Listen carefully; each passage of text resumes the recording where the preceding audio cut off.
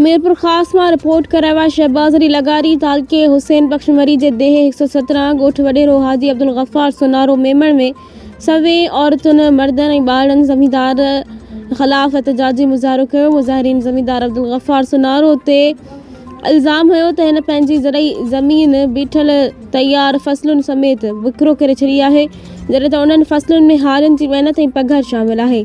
जेकर फसलुनि ते हारियुनि जो बि क़ानूनी ऐं इख़लाक़ी हक़ थिए थो। एहतजाज कंदड़नि मूजिबि ज़मींदार न त बीठल फसलुनि जो को हिसाब किताब ॾेई रहियो आहे ऐं न ई हारियुनि जा पोयनि वाजिबा अदा कया विया आहिनि। ॻोठाणनि जो चवणु हो त ज़मींदार तरफ़ां खेनि संदनि क़ीमती ॻोठ मां लॾ पलाण करण लाइ दबाव विधो पियो वञे ऐं ज़मीन ख़ाली करण लाइ 2 ॾींहंनि जो अल्टीमेटम पिणु ॾिनो वियो आहे। मुज़ाहिरीन ॿुधायो त हू ॼाणायल ॻोठ में नसलनि खां आबाद आहिनि, जॾहिं त लॻभॻि 15 खनि जोड़ा साॻी ज़मींदार जा हारी पिणु आहिनि। हिननि इल्ज़ाम लॻायो त ॻोठ ख़ाली न करण जी सूरत में खेनि कूड़ा केस दाख़िल करण जूं धमकियूं ॾिनियूं पयूं वञनि, जेको सरासर नाइंसाफ़ी ऐं ज़ुल्म आहे।